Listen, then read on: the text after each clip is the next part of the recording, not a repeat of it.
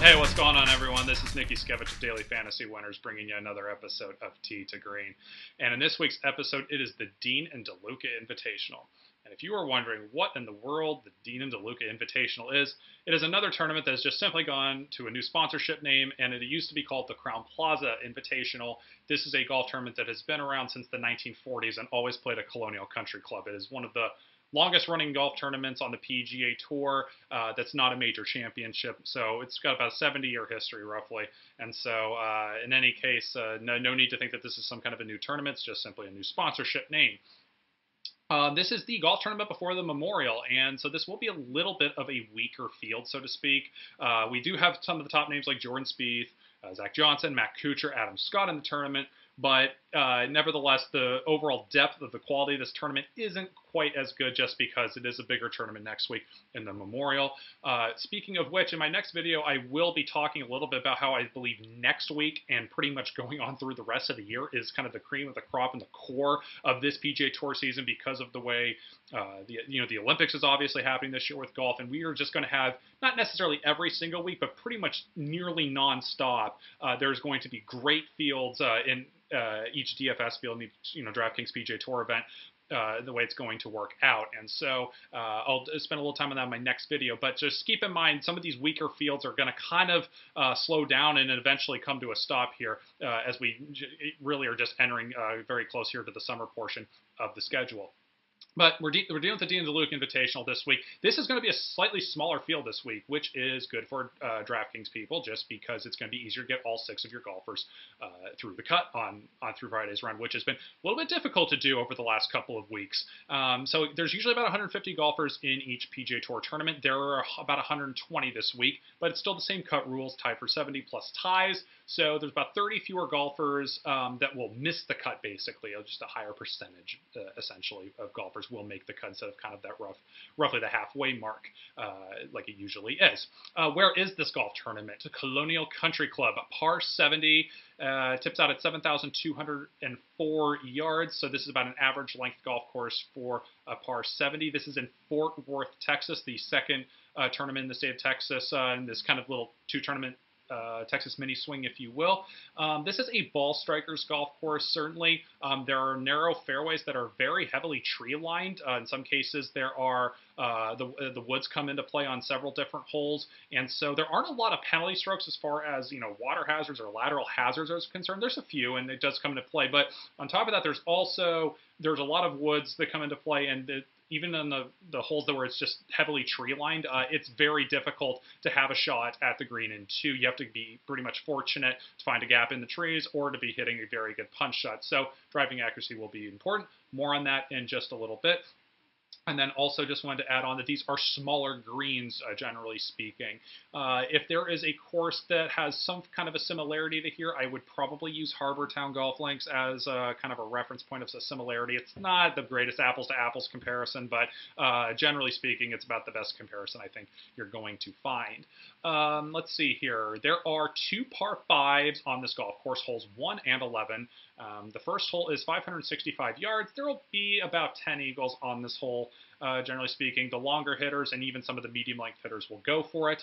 And then you have number 11, which is 635 yards. And some years there are no eagles on this hole. Sometimes, the way the conditions are, there can be a couple eagles from the longer hitters. But just generally speaking, there isn't a huge advantage here to going for some kind of a longer hitter eagle strategy here just because there aren't that many opportunities. And also the weather conditions, which I will get into in more detail in just a little bit, are going to be tougher with definitely quite a bit of wind and rain expected here over the next few days in Fort Worth. So it will probably limit the eagle opportunities anyways in that regard just because the wind will make it that much tougher.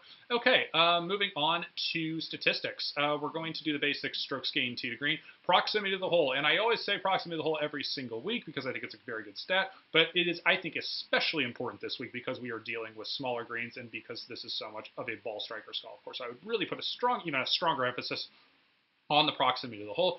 Driving accuracy, and again, this is a fickle statistic, and this is a great time for if your golf knowledge can come into play sometimes, because there are some golfers that really just have not been hitting the ball very well with their driver. However, what's been going on is that they've been hitting the ball very well, maybe potentially with their fairway woods or their long irons, and this is a golf course where you won't have to hit driver that often. You will want to hit it some of the time, and you'll kind of have to at some of the time. But it is a course that you can definitely certainly be hitting your fairway woods and utility clubs, or even long irons off the tee for players that haven't been hitting their drivers that well. So just because someone has a bad driving accuracy statistic does not mean that they are going to be spraying the ball everywhere this week, because they'll have that option.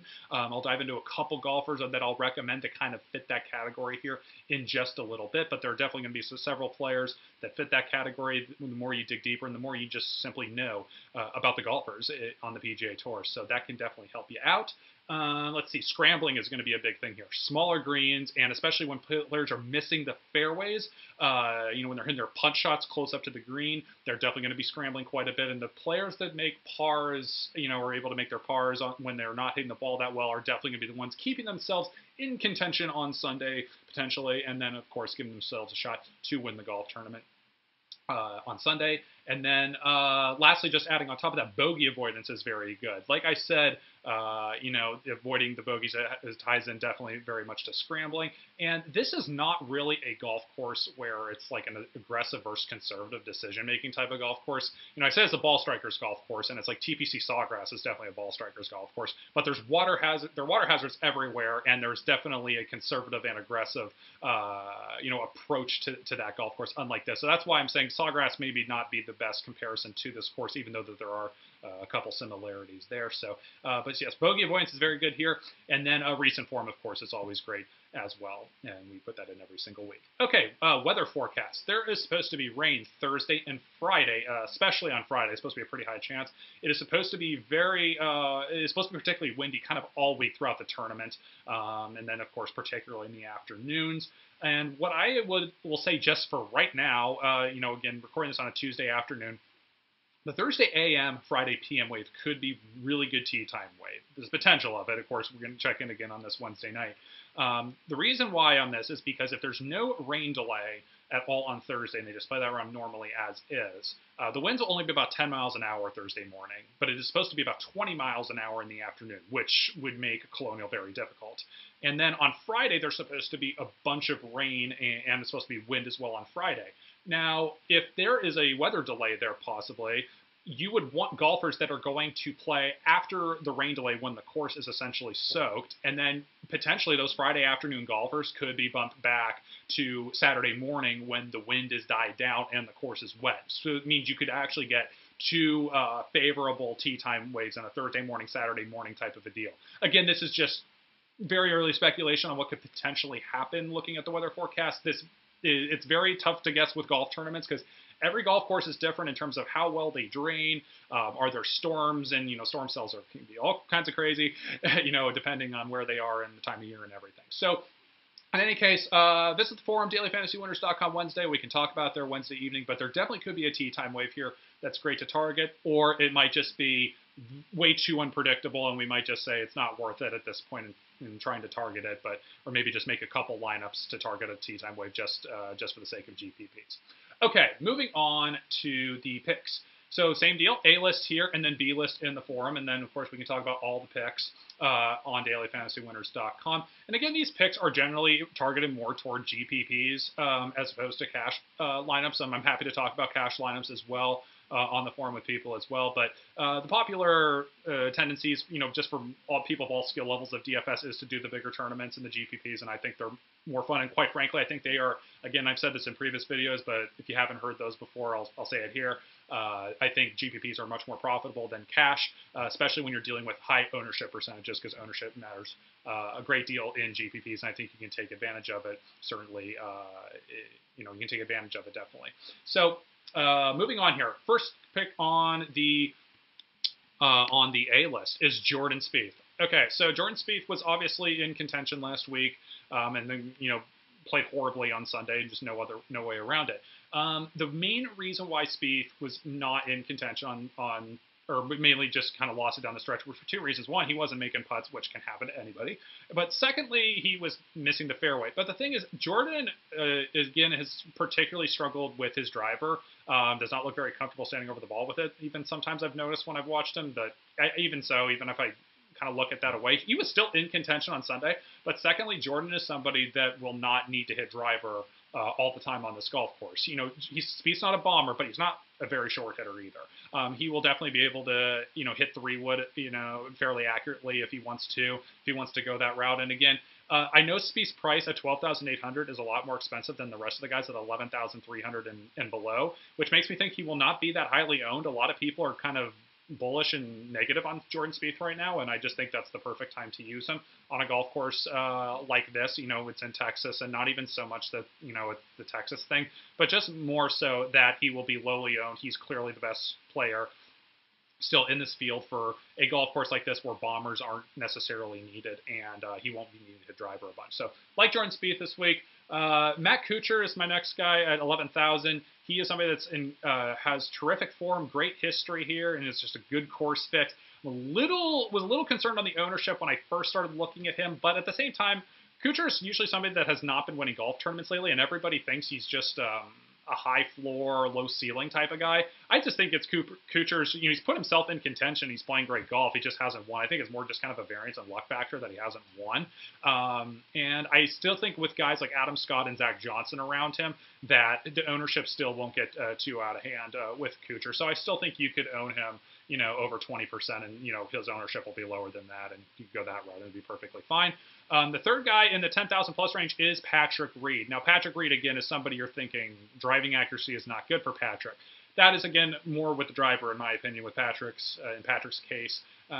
He is one of the best scramblers on the PGA Tour as well, and he also just crushes weaker fields. That's probably the one thing. You know, it's funny, a lot of people have been giving Oosthuizen crap because he doesn't play well in tournaments that aren't good against weaker fields. Well, Patrick Reed crushes weaker fields. It's kind of the opposite with Patrick Reed. He hasn't done that well in the majors, but he just crushes the weaker fields. So I think this is a great time to play Patrick because, again, I don't think his ownership will be that high, and will not have to hit driver a bunch, and it'll fit him there just fine.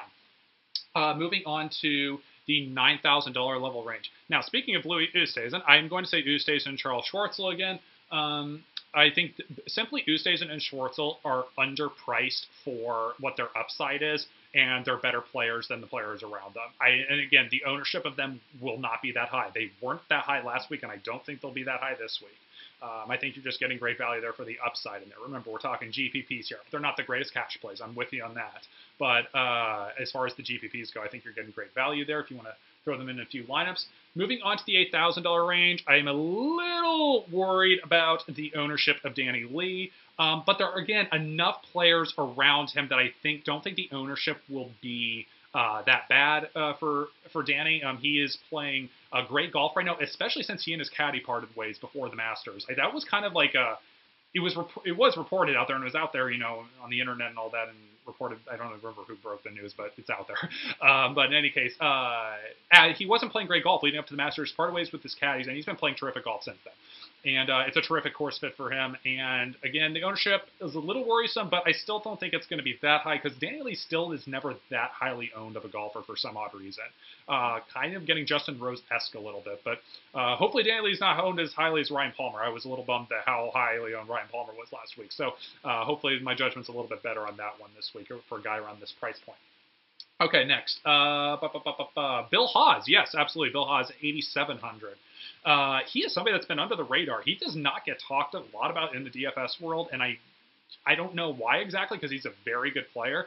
I guess he's not a bomber, doesn't make like a ton of eagles, so there's that factor, and he's not like he's not being marketed all over the place or something like that. So maybe he's not like maybe the quote unquote superstar type of player, but he is somebody that's basically a star on the PGA Tour and should be considered like one. He's won several times on the tour. He does very well on the shorter ball striker type of golf courses, things like that. He's playing very well, and there's just not a lot of buzz around about him right now. And I think you're getting terrific value for him at 8,700. And the last golfer in the $8,000 range is Jim Furyk at 8,600. Again, I think you're getting terrific value here. I just do not believe that Jim Furyk would have come back. I think he already has shaken off the rust maybe a little bit. He played fine at the Players' Championship in Sawgrass. This is, again, a terrific course fit for Jim Furyk. He has great course history here over his tenure. Has a bajillion top 10s and top 5s. Hasn't won, but he's been consistently at the top of the leaderboard here at this golf tournament, and his ownership will not be that high because a lot of people are just waiting for Furyk to have like that really great tournament to announce he's back. Well, I think this is the perfect time for him to announce that he's back. It is a weaker field. It is a perfect fit, and he doesn't look really, quite frankly, that rusty to me right now. I think this is the perfect time to use him. I'm not going to get into too much detail here on the rest of the guys, but I'd be happy to talk to them about on the Daily Fantasy Winners Forum with you. Starting down in the $7,000 range now here, Patton Kizzire at $7,900. And then scrolling all the way down to Jerry Kelly at $7,200. A lot of guys here in the lower $7,000 range I like. Jerry Kelly, $7,200. Bryce Mulder at $7,100. And then, of course, William McGirt at $7,000. All golfers that are basically have either very good form as of late, also guys that fit these kinds of golf courses very well in terms of being the ball strikers mentality, and then, of course, just some of the other statistics I talked about that fit well here.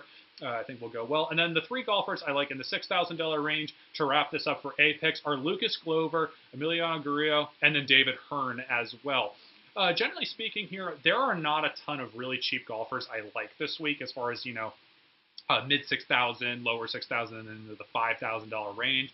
This is a tournament. If I were to make GPP lineups, I would be looking at one expensive player and then basically using the rest of the salary to just go balanced salary method, around 7K range roughly, maybe upper 6,000 or lower 8,000, something like that. Would not really go with the high-low strategy this week. And then you could also just go with 6 guys that are on the complete balanced salary method of the 9 to 7K range and just go all out that way. I don't think the high-low strategy is the way to go this week, especially when we're dealing with just dealing with a tournament like this where we've seen, we're going to see a lot of the top at the middle price. Like, there's a huge drop off basically between the middle price players and the lower priced golfers as far as who is in this field in terms of the depth of the quality of this field. So that's kind of what I'm getting at. So, and then lastly, before we wrap things up here, there might be a few names that I've mentioned along here that I didn't put in my picks or golfers I just haven't mentioned at all, and you're wondering, I'm surprised you haven't mentioned them, Nick. Well, I have a bigger fade list this week because I'm really trying to emphasize more and more on fading higher ownership guys in these GPPs because we are seeing it time and time again, of course, these guys that are highly owned in these GPPs, and it's just so much easier to not use them and gain such a huge edge on the field to give yourself a shot at giving yourself a shot to win these GPPs. So who are the golfers in this category? I have 5 of them this week. The first one is Zach Johnson. He's not in the greatest form this week, but there is a ton of buzz about him. He has absurd course history here, and I love Zach to death. He's one of my favorite golfers, honestly. But this is a week where I just think his ownership is going to be way too high, and I think you got to fade him this week. Secondly, Kevin Chappell. Chappell's been in crazy good form, but I think in too good of a form, almost, if you will, a little bit, because Chappell is definitely still got some boomer bust factor with him. I think his ownership will be too high. Kevin Knott is just always highly owned, and it's crazy how, and it just seems to constantly happen with Kevin Knott, that he's always very highly owned, and he's always highly owned in these weaker fields when it comes to a ball striker's course, but again, a little bit of too much of a boomer bust factor for what the high ownership will be. Yes, we want boomer bust in GPPs, but when it comes with high ownership, it's just really bad. Colt Knost has been on fire, but I think his prices jumped too much, and I still think his ownership, kind of like Scott Piercy was last week a little bit, because Piercy was owned much higher than I was expecting. I think Colt Knost will be kind of this week's Scott Piercy a little bit at that low 8,000 range of being too highly owned.